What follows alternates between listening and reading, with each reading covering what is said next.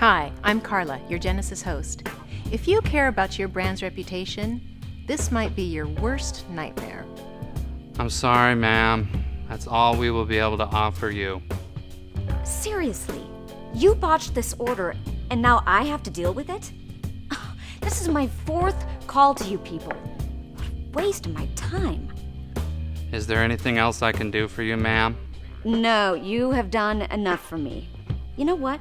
You're going to regret this. You and your company are going to regret this. I am going to tell all my friends to stay away from Shoppers Emporium because of how you handled this. Thank you for calling Shoppers Emporium.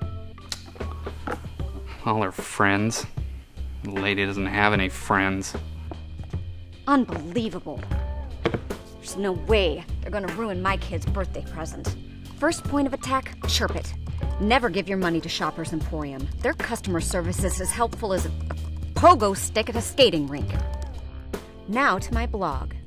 Dear Power Shoppers, the world isn't perfect, right?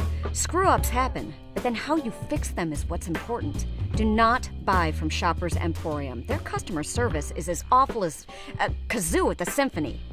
And now, Face Space. Just hung up with a worthless salesperson at Shoppers Emporium. Do not buy from this place. They're as friendly as a bag full of tomcats. All her friends? How many friends could she tell? It used to be when someone said, I'm going to tell all my friends, that meant 10 or 15 people. Now it means a whole lot more.